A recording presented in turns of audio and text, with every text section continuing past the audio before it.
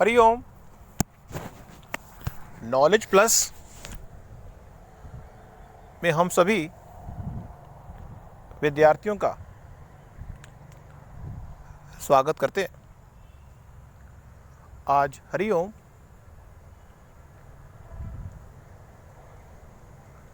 Astrology की class number 324 class. आज इस क्लास के अंदर बुध ग्रह के बारे में विशेष बात करने का मन हुआ। तो बुध ग्रह एक ऐसा ग्रह है जो हमारे माइंड को यूज़ करने की कला आपको सिखाता है। मीन्स आप अपने दिमाग से सहज भाव से कोई चीज़ एक्टिवेट करने के लिए बुध ग्रह को यूज़ करते हैं, क्योंकि काल पुरुष की कुंडली के अंदर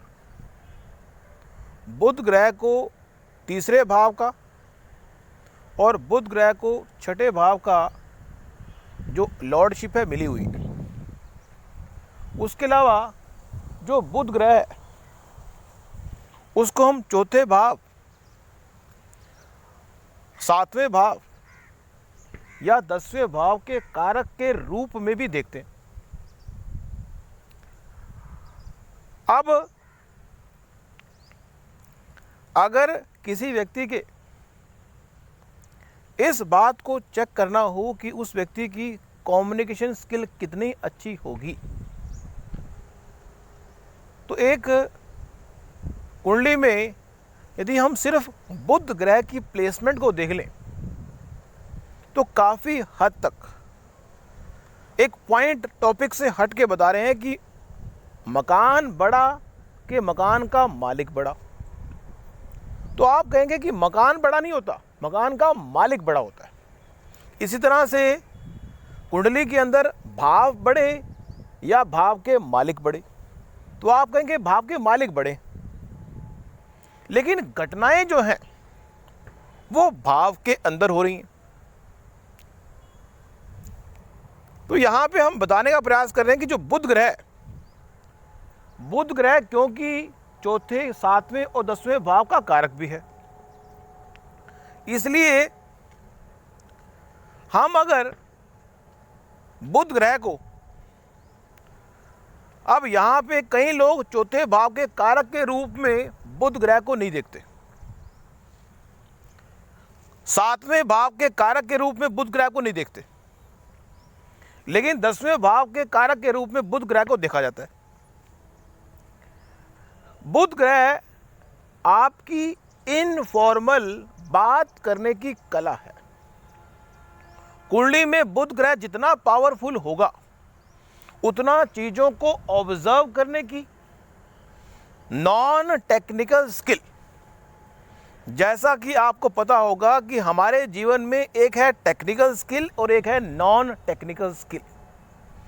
कुंडली में कुछ प्लैनेट ऐसे हैं जो हमें टेक्निकल स्किल की ओर मोटिवेट करते हैं और कुछ प्लैनेट ऐसे हैं जो हमें कहते हैं कि आप नॉन टेक्निकल स्किल की ओर जाएं। तो आपको ये हम बता भी चुके हैं कि जो टेक्निकल स्किल है, जितने भी बुरे प्लैनेट हैं वो हमें टेक्निकल स्किल की ओर मोटिवेट करते हैं, और जितने भी शुभ प्लैनेट हैं वो हमें नॉन टेक्निकल स्किल की ओर प्रेरित करते हैं। अब इससे पहले कि हम इन दोनों को डिफाइन करें कि ये टेक्निकल स्किल और नॉन टेक्निकल स्किल क्या है। टेक्निकल स्किल का मतलब है जिस स्किल को समझने के लिए, जिस स्किल को प्राप्त करने के लिए आपको थोड़ी मेहनत करनी पड़ी। और नॉन टेक्निकल स्किल वो है जो आप अपने एनवायरनमेंट से अपने आप ही ऑब्जर्वेशन के माध्यम से गेन कर लें। अब अगर नॉन टेक्निकल स्किल की ओर जाया जाए तो हम ये कहेंगे कि चंद्रमा हमें नॉन टेक्निकल स्किल देता है, बुध हमें नॉन टेक्निकल स्किल देता है। लेकिन बुध और चंद्रमा के संबंध में एक विरोधाभास भी है। बुध और चंद्रमा के संबंध में एक विरोध भी है कि दोनों एक वे में पॉजिटिव स्किल की ओर और एक वे में नेगेटिव स्किल की ओर, तो इनमें जो है रूप बदलने की ताकत है।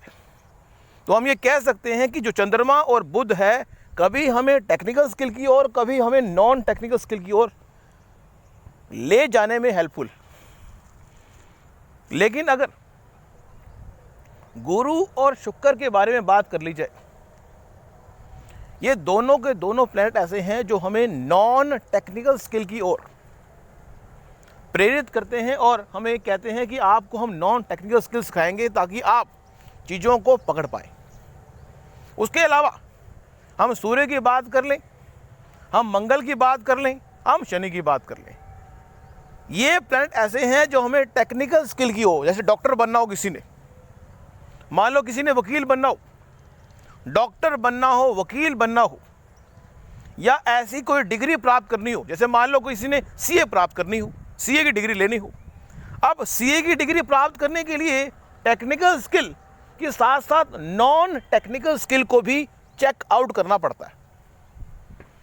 वैसे तो हम देखते हैं कि जो 5th भाव है, 5th भाव जितना पॉजिटिव होगा कुंडली में और 5th भाव का संबंध 10th भाव से होगा, उतना व्यक्ति सीए कोर्स को करना चाहेगा। 5th भाव का पॉजिटिव होना जरूरी है और बुध का पॉजिटिव होना जरूरी है। मीन्स हमने अपनी टॉक में जो टॉक नंबर 313 है, इसमें एस्ट्रोलॉजी के बड़े रहस्य बताए थे कि आप इस बात को समझ लें कि एस्ट्रोलॉजी जो है एक महासागर के रूप में है। उस महासागर में से यदि हम एक मोती निकाल के आपको दे रहे, तो अगर हम 350 मोती भी निकाल के दे दें तो भी महासागर का पानी खत्म होने वाला नहीं। इसलिए इस बात को चेकआउट करने के लिए कि एस्ट्रोलॉजी जो महासागर है किस तरह से काम करता है, अगर आप समझना चाहते हैं कि आप कंफ्यूज हो रहे हैं कि एस्ट्रोलॉजी को कैसे शुरू किया जाए, कैसे ख़त्म किया जाए, इसके कंसेप्ट को अपने माइंड से समझने का प्रयास करना चाहते हैं, तो आप हमारी टॉक नंबर 313 को ध्यान से समझ लें तो आपको ये पता लग जाएगा कि एस्ट्रोलॉजी ABC 3 पायदों, ABC 3 पिलरों पे टिकी हुई। इन तीनों पिलरों का जो सागर है, महासागर, बड़ा ज़बरदस्त है। उसमें से कुछ पिलर ऐसे हैं जिनकी जानकारी एक सीमा के बाद ख़त्म होती है, लेकिन कुछ पिलर ऐसे हैं जिनकी जानकारी ख़त्म ही नहीं होती। लाइफ ख़त्म हो जाएगी लेकिन वो ख़त्म नहीं होगी। इसलिए हम एस्ट्रोलॉजी को एक ऐसे ज्ञान के रूप में देखते हैं जिसका एंड नहीं है। तो हम बता रहे थे आपको आज की टॉक में बुध के बारे में। अगर कोई व्यक्ति कहता है कि मुझे एक बिजनेसमैन बनना है, तो हम कहेंगे कि 7th भाव भी अच्छा हो, 7th भाव का कारक भी अच्छा हो। अब यहाँ पे अच्छा बिजनेसमैन वो होता है जो अपनी पार्टनरशिप के संबंध में, अब 7th भाव वाइफ का भी है, 7th भाव वाइफ का भी है। एक अच्छा बिजनेसमैन पार्टनरशिप के संबंध में भी अच्छे डिसीजन लेने की क्षमता रखता है। नॉर्मली हम ये बात चेकआउट कर सकते हैं कि जो व्यक्ति भी बिजनेसमैन है, वो व्यक्ति, उसकी जो वाइफ है, उसके संबंध में भी उसकी जो थॉट है वो बिजनेस ओरिएंटेड है। वो वाइफ शादी भी करेगा तो बिजनेस ओरिएंटेड अप्रोच से शादी करेगा।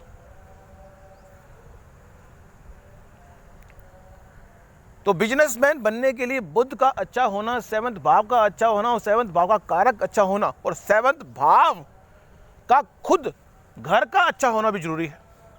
और कई बार हम देखते हैं कि व्यक्ति की कुंडली में जो 7th भाव है उसके A फैक्टर ठीक है, B फैक्टर ठीक है, लेकिन C फैक्टर ठीक नहीं है। तो 2 फैक्टर ठीक होने पर भी काम होता है।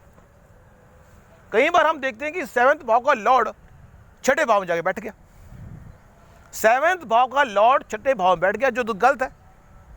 लेकिन 7th भाव भी अच्छा 7वें भाव का जो कारक है वो भी अच्छा, और प्लैनेट का एस्पेक्ट भी अच्छा, क्योंकि किसी भी भाव का मालिक यदि अपने से 12वें भाव में जा रहा है, किसी भी भाव का मालिक यदि अपने से 12वें भाव में जा रहा है, तो इसका मतलब ये है, कि वो उसकी काट कर रहा है, वो उसका विरोध कर रहा है। तो आज की इस टॉक में इतना ही। बुध ग्रह के बारे में थोड़ा बताया, थोड़ा और जानकारी हमने दी।